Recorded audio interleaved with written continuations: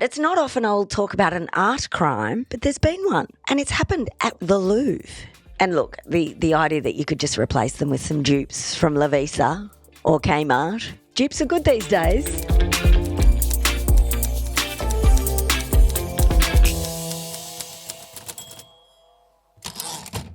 Hello and welcome to a brand new week of The Moment, where you get to find out all the important cultural news from me, because obviously I delve into this stuff far too much. I'm chronically online and I love to share, so I'd be doing it anyway. Thanks for joining me. I do love having your company though. It is wonderful, and I have been getting your messages, but I'll get into that in a minute. And I'll also get into an amazing event that happened over the weekend in Los Angeles. It was the Academy Museum Gala, which is like the West Coast version of the Met Gala. LA had their version. It wasn't quite Met Gala standards, but Kim Kardashian turned up in something that, well, you could say has left me flummoxed. I do not know what to make of this one. You've probably seen the pictures, but we'll get into that a little bit later too. I thought, though, before I started, that I'd like to reflect a little bit on this podcast and what an amazing experience it's been so far. I thought it was a month since I started, but it's actually been 5 weeks and I've had such a good time. I can't tell you how much this has challenged me, left me exhilarated, excited me, pushed me, how much I've actually enjoyed the process of putting a podcast together from the beginning and coming up with the ideas on a semi-regular basis. I've actually just had such a good time, and I'm so pleased that if you're listening that you've got on board with me. It's been an amazing ride thus far, and I'm really looking forward to where it might take me, given podcasting. I've been thinking a lot about this. There is no set format. You don't have to follow any rules, not like radio where there are rules. You know, you've got a call time, you've got clock things to adhere to, you've got audiences to cater for and specific charters for specific networks, whereas this is mine. I can do what I want. And all right, let's be real. I feel a sense of exhilaration and excitement that I haven't felt in a long, long time, and I feel like this was just what I needed to come into my life at this time. And I appreciate everybody who sent me messages and words of encouragement and left reviews and all of those things and done likes and shares and told your friends about it. That apparently really makes a difference, and it especially makes a difference over on YouTube if you want to go there. Some of you might be just listening to this. It is also on YouTube, so the entirety is filmed, and that's been a huge deal for me because obviously I'm used to the camera. I've been doing telly for 25 years, since I was 5, I think. Not really. But yeah, I've been doing telly for an age, and, you know, we used to record Bang On, my previous podcast with Zan Rowan. We'd put excerpts up online, and usually I'd be talking to Zan in those clips. You know, it was radio. It was a radio setting, so I could look at my notes, that kind of thing, whereas this has been a real challenge. I'm looking directly into a camera. I'm filming this in a room on my own. I mean, I'm lucky to be visited by my cats and the dog while I'm doing it. If I'm lucky, most of the time they can't stand the sound of my voice, so they don't even come in. But it's been a real challenge to have to try and talk to the camera like this. I don't know if you've tried to do it yourself, but for someone from my generation, it doesn't come naturally. It's not second nature. I think if you're younger folk and you're listening, it comes a bit more naturally to you. You've probably grown up with it, but rarely, even on social media, did I do anything where I talk to the camera. So this has pushed me so much. Like, people talk about the thing, you got to get past the cringe, and I have absolutely had to get past the cringe in order to do this. And I put it down to having to get out of my own way, like the worry that comes with doing something like this, putting yourself out there in a way that might have made me feel uncomfortable before, and just being cool with it. I'm being cool with it, and I gave it a try, and I'm really enjoying it. And I think it gets easier every single time that I do this. So if you need inspiration to get out there and do the thing, but you're worried about the cringe or worried about what people will think, it really is true.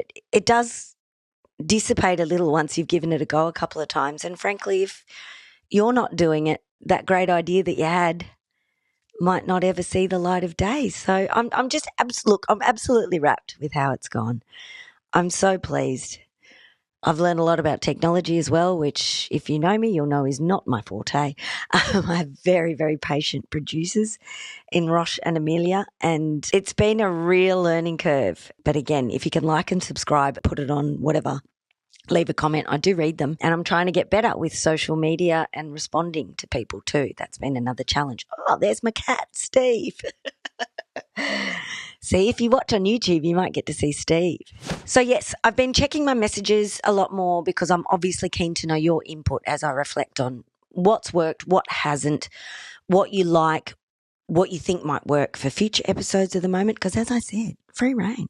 Some people contacted me on email, and the email address is myf@mik.studio. Super easy. I never remember, so I had to look that up. That email will be in the show notes. Best of luck finding them. No, I know where they are now. I do, I promise you. I've come a long way. But some of the messages have been great. This was really special. Nicole, who listens while walking, as she sadly lost her pooch, who passed away, Ripley, a little while back, and this podcast helps her get out there, forces her to walk. She says, if I'm here with the podcast, she's walking. So that's good. I'm your buddy on a walk. Teresa, who sent sleep tips to me when I couldn't sleep around the full moon, thank you. Those sleep tips did, in fact, not contain the no screens at night advice. So I like that as well because, we're here for being realistic about what's achievable and what's not. Because quite frankly, if I have to lie around in the midnight hours with my brain racing at 700 kilometres, I got to be looking at something. Otherwise, things get grim. Rochelle, who messaged me saying, and this was funny, release the neck. I don't know if you remember in the first few episodes, I was quite shocked at how hectic my neck looked. I hadn't seen it like that.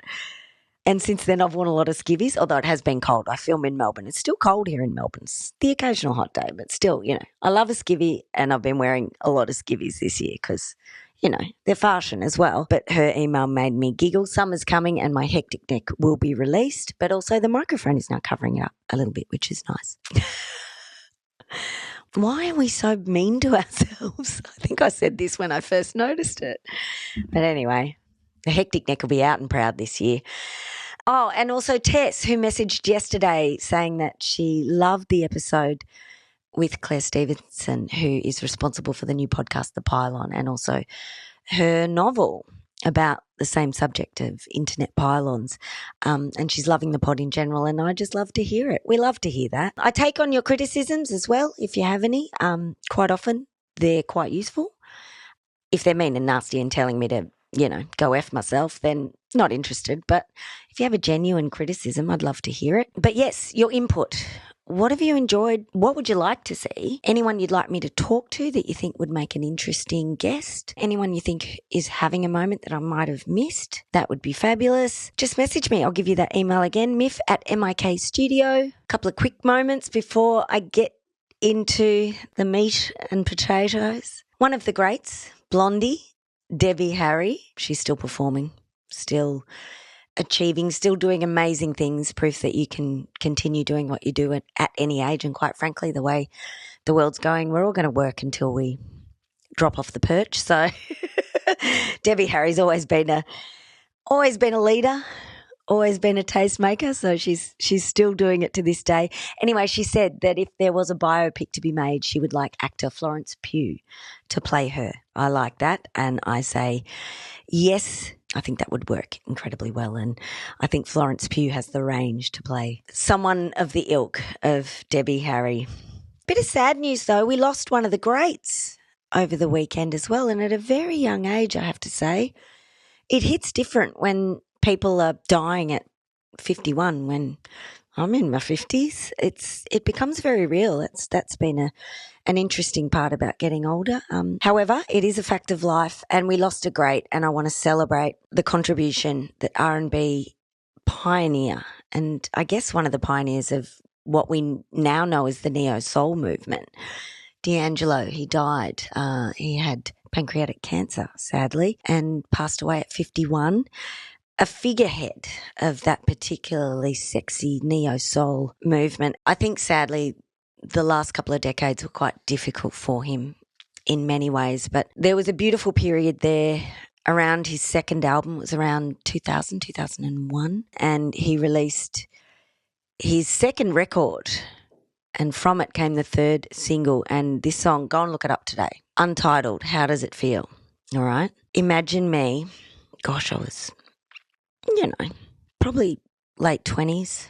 R&B was huge. And I loved me a little bit of D'Angelo as well. And this clip came out, and frankly, this clip had a chokehold on me and many other people. I'm not going to say it's gender specific because I think all genders looked at this clip and went, whoa, what are you doing here? This is really something. So go and have a look. It's really beautiful and soulful. How does it feel?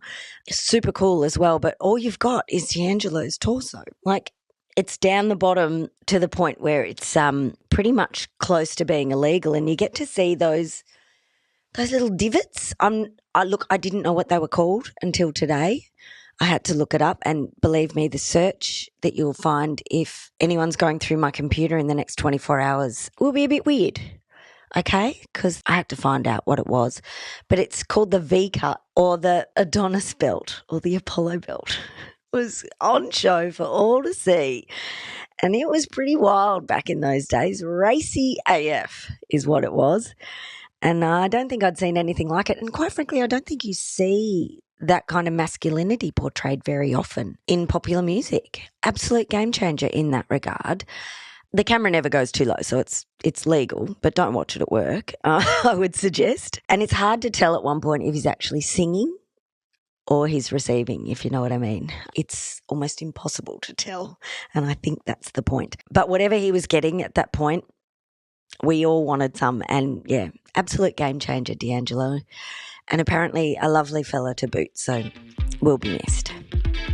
I'm joined by Claire, the founder of Miiroko, who's going to save us from any home hair disasters happening ever again. With Miiroko, it bridges the gap between hairdressers and at-home hair colouring.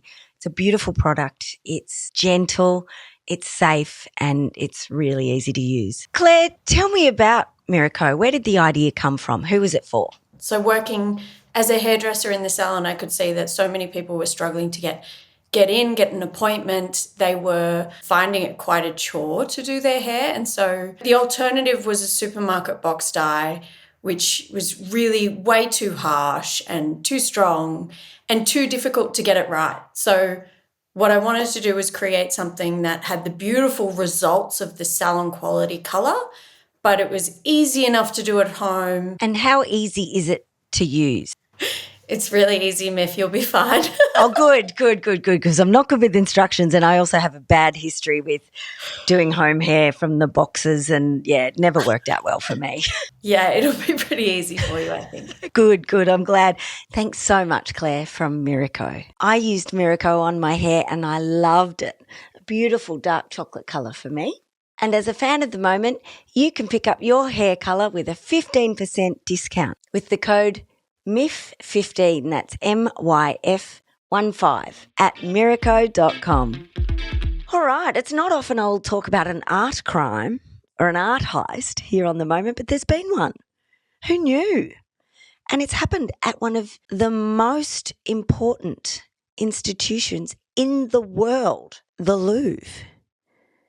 I cannot believe this. This is actually shocking, and it's mind-blowing that this has happened in broad daylight. So picture this. It was Sunday morning, just a couple of days ago. A bunch of thieves, art thieves, I imagine they're wearing Hamburglar goggles, the mask and a stripy top, because this is how blatant it was. What they've done is they've pulled up one of those truck-mounted electric ladders, okay, and they've put the ladder up. They've used an angle grinder to cut in to a window and essentially just gone in. It's 10 a.m. on a Sunday. The public have apparently been in for half an hour. It's only 250 metres away from the Mona Lisa, which is the main reason why everyone goes to the Louvre, let's be honest. I know there's incredible artworks and items everywhere, but tourists, the Mona Lisa, that's what they do. So there would have been people everywhere. They've walked in, smashed the glass case of about 9 exquisite royal jewels, wearable ornaments, utterly priceless objects. They left the famous Regent diamond, which is sitting next to the items that they stole, which is valued at 250 million. So can you imagine what 9 of these objects were worth? And they dropped one on the way out. Anyway, security were called because, of course, the alarms go off. But by the time security were called, they were gone, off on their scooters. Dropped one of the objects just out in the street.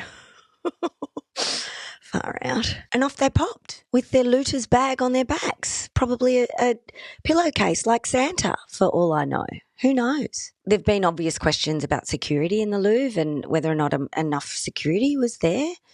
But I just don't think this was even preventable. No one is thinking that someone's going to raid the joint on a Sunday morning. It's kind of Ocean's 11 style cleverness. I like it. Sorry, I know it's illegal, but, you know, let's be fair. Museums and galleries have existed on the basis of stolen objects since the beginning of time. Let's enjoy this one for the story. But I was interested after this that the big question is what happens to these objects once they disappear, because there's no way they can sell them, not in public at least, and apparently there's a huge black market for items that are stolen. Perhaps a collector would like to have something this exquisite and valuable in their collection. You know, they get their jollies on the fact that it's stolen and therefore illegal, and only a certain group of secretive people would ever get to see it. But I learned something else as well. On the black market, they have criminal networks that are called fences. Now, I'm not entirely sure what this term means other than, I guess, a step-off place for these stolen items. So the fences then have the object and then use it as a bartering tool, perhaps, for drug deals or to sell them onwards to the collectors. Louvre officials are being pretty positive about this. They're saying that they will get them back and they feel very confident because, well, you can't do anything with them. But I also found out something else. Quite often they'll take these exquisite pieces and rip them apart and reshape the stones and the diamonds into something else. So they won't be recognised on the black market. They'll be sold as something else. So that's a little worrying. Many people are saying they're gone for good for that reason. Lots of experts are saying that. So the amount lost has been in I can't even say this word, because I don't deal in these kind of monies. Inestimable. I can't say it. Inestimable. That's it. That just sounds like blah, blah, blah, blah, blah. And look, the idea that you could just replace them with some dupes from La Visa or Kmart, it's not going to cut it this time. Dupes are good these days. Let's not diss a dupe, but I don't think they're going to be able to replace what's been lost at the Louvre. And in other art gallery news, I love that this edition of The Moment is all about art galleries. A German museum is very excited because they've had an influx of visitors. At first, they couldn't quite work out why, and then they realised, of course, it had to do with Taylor Swift. And look, some may balk at the influence of Taylor Swift, but I think if it's getting the girlies and the fans to go to an art gallery to have a look at a painting, I think this is a great thing. And what fans are doing are flocking to see Friedrich Heiser's, it's an Art Nouveau depiction of Ophelia. And Ophelia, of course, the tragic character from William Shakespeare's Hamlet. And Taylor's song, The Fate of Ophelia, has a film clip whereby Taylor is basically replicating the Ophelia in this painting, and she steps out of the painting at the start of the clip. You can go and have a look at it. It's quite cute. The painting's exact year of creation is not known, but they are saying it dates to the early 1900s. And despite the similarities, the gallery is saying they're not sure if the artwork served as a template for Swift's song. I don't think there'd be any copyright issues anyway because it's so old. But the song is currently number one, and the museum has gorgeously tried to contact the singer and said they'll offer her a walkthrough so she can have an up-close squiz at this magnificent work. She has yet to reply because I imagine her DMs are a little full at the moment. Do you reckon she reads them?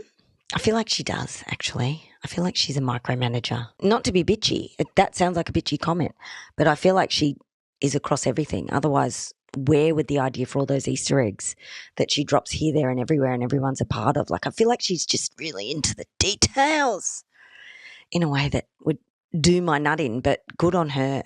I wish I could be like that. So that's one thing I didn't expect to be saying today. Taylor Swift equals an uptick in art gallery attendance. I love that. All right, it's time for the farshun moment that happened over the weekend, which was, of course, that huge Academy Museum Gala in LA. I will get to that, but I want to talk about something that I'm really a little upset about in the farshun world, and it's a big deal. It's a big deal because I don't know how to feel. First, we had the mesh shoe, which you remember was like a ballet flat, but just with mesh material so you could see through. It would aerate the tinea basically in between the toes. And look, I was fine with that. They're cute. Then there was the tabby style shoe that had the little kind of hoof mark in it. So, you know, like a camel toe. Camel toe for the foot. That was very big, and fashionistas wore those shoes as a sign that they knew what was what. And I feel like this is in the wrong direction because it's a combination between the tabby and the mesh shoe. And it is something that was used previously just as a sensible option for those who wanted to get a little bit more performance out of their feet. And I don't think that should live in the world of fashion, okay? And I'll get to why. But if you want to be hot with the latest in footwear, toe shoes. Everyone, toe shoes, mesh toe shoes. You know I'll end up in them. It's killing me. It'll take me a good couple of months before I come around, but I'm sure I will. But the thing is, these are a practical shoe. They're for people with arch issues and who want to live healthily. It's apparently really good for you to wear those toe shoes. Like each individual toe is covered in a mesh shoe material. They're practical. They're not fashion. Let's not get the two mixed up, okay? And finally, the Academy Museum Gala. Whew. The West Coast version of the Met Gala, not quite as fashion as the Met Gala, but it's a similar event. It's a fundraiser. It attracts celebrities, entertainers, folk who love their fashion, and the occasional freak. And it was a really interesting collection of outfits. I'll get to Kim Kardashian. She's a-coming. She does not get a free pass from my gaze and from many others' gaze with this one. I'll start, though, with Jenny Ortega, who wowed with what I could only describe as a satin skirt, fairly run-of-the-mill satin skirt, lovely, possible bias cut satin skirt, not sure. And it was matched with what looked to be a little bit of silver tin just on the bodice area with nothing underneath. Absolutely fabulous. Zoe Kravitz wore one of those huge new flouncy moments that we saw on the catwalk a couple of weeks ago for Saint Laurent. It looked fairly amazing, although all that material does a lot of swamping of someone, especially as tiny as Zoe Kravitz. Still fabulous. I love a flouncy oversized garment. Tick. Charlie XCX wore a black rubber dress that had the corset and then it had a hoop skirt underneath. Now, the hoop skirt was hugely fashionable around 1850, so mid-19th century, and hasn't really had a moment since. There's been a couple in the 1950s, the hoop skirt came back, but this was feeling mid-19th century vibes for me, kinky mid-19th century vibes, and I liked it. You could fit a lot of people under that hoop skirt and no one would ever know. Rebecca Hall was there and she looked to be naked except for a painted-on torso, which included boobs, spelt B-E-W-B-S. I love to call them boobs. And that was fabulous. That was actually a frock. It was one of those sheer ones, so it had the skirt moment at the bottom. But she had to go braless to wear this, and fortunately her boobs fitted in where the boobs were, whereas if I was to put something like that on, it'd look like I had a muffin top. It wouldn't work on the likes of me. Maud Apatow was there, and she is killing it fashion-wise at the moment. Her mustard look at a previous red carpet was just gorgeous. And with this one, she's wearing Prada and the colour of the moment, which is butter yellow. It could be butter yellow or lemon yellow. I couldn't tell, to be honest. I can't really tell. I just like to say these things. I can't really tell what they are. So she's wearing the colour of the moment, and guess what it had? It had that stitching that your nan used to pop on, you know, an apron, around the edges of an apron back in the 80s, and that was that zigzag ribbon. Remember the zigzag ribbon? I think they call it rick-rack in sewing circles. Anyway, I saw that And I felt extremely comforted, and I'm not sure why. I just went, yes. Elle Fanning was there in Balenciaga, and basically this outfit illustrates what looks good on the runway might not look good on a regular person, even if the idea is quite interesting, okay? What it was essentially an oversized T-shirt on the top that kind of flared out at the back, and then the skirt part was all fringing. So fringing is where it's at apparently right now, but it looked like one of those big old brushes from the car wash. You know, the ones. I like the practicality of that, though. You could polish a car. And finally, this one went everywhere because it's an outfit where there was so much going on. I cannot make head nor tail of it. I'm very rarely stumped by fashion. With this outfit, I was completely stumped. Kim Kardashian, she's had a big week. She released the Merkin G-string earlier in the week as part of her Skims range. And yes, I know that was fabulous publicity because obviously it's a creation that exists to get clicks, and that it did. I was fascinated by it and wondering where we're wearing them, Kimmy, because quite frankly, most of us, if we're not bothering with the hair removal, we've already got one of those and it doesn't cost $70. But this dress that she wore was in a kind of beige material, stretchy material. So it was giving support hose vibes or compression socks vibes, and that's hot. This was a Maison Margiela dress. So the bottom of it was Grecian style, but then it had a corset that looked like it was upside down. And you know when you wear your undies too tight underneath something and everything spills over? This is what that looked like, but this time instead of your muffin belly showing up, it was Kim's ribs. Like her actual ribs looked like they were in pain. It must have been incredibly painful, but that wasn't the worst of it. The next bit was, there was a beautiful necklace. She probably stole it from the Louvre. In fact, maybe if the dates align, who knows, Kimmy K, masked thief. She is the Hamburglar. I entertained myself. The next level of this was that her entire face was covered. Like there was nowhere for even putting a bit of food up a mask or whatever. It was just essentially a horse chaff bag tied together with a bit of string, like, when the bottom of a bunch of flowers hold water in and they tie it up with a bit of string. That's what this looked like.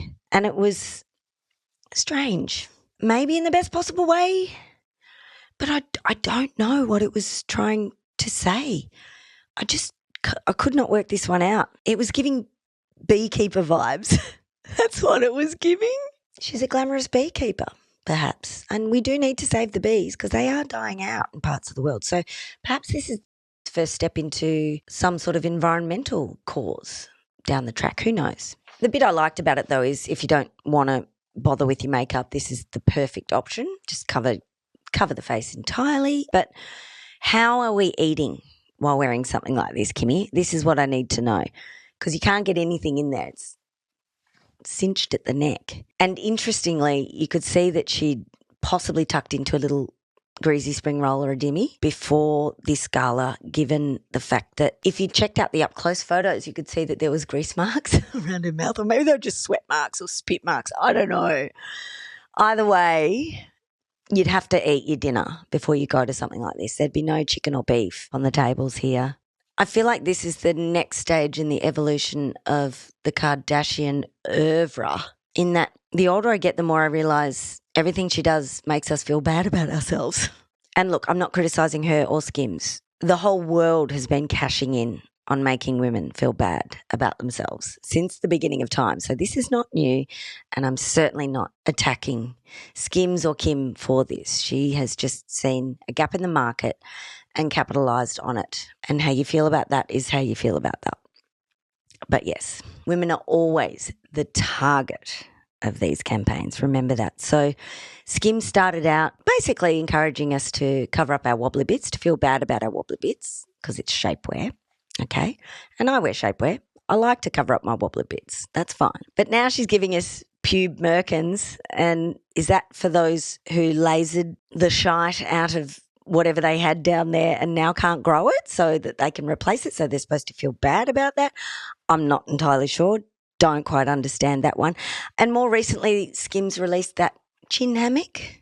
So not only were you supposed to feel bad about your jowly bits while we slept, so like you don't even get time off from beauty and beauty standards now. You have to do it while you sleep. And this one, I'm assuming we're just now ashamed of our heads. Is that it? Or we just have to cover up? I don't know. I'm not sure about this evolution. I'm done feeling bad though. I know that much. But I'm looking forward to seeing what they come up with next in terms of what we're supposed to feel bad about. But also you can just enjoy this stuff too. It's not that deep. All right. That's me done. Apologies, this is a bit of a long one. Tomorrow on the show, Ryan Shelton is joining me. Now, he is a comedian, he's a podcaster, he's on the hugely popular The Imperfects podcast, a writer, and now he's added another skill to his bow. He is a conceptual artist. He's flipped his narrative on its head and he's decided to lean into his creativity in a way that he has never done before, and he's become a conceptual artist and held an exhibition recently in Melbourne, which I checked out, and it was just wonderful and playful and really interesting. And I want to talk to him about why he's felt the urge to lean in to that type of creativity at this stage in his career. So looking forward to that. Yeah, thanks for joining me. If you can like, subscribe, review, tap, whatever it is that you have to do, it all helps. Thanks. See ya.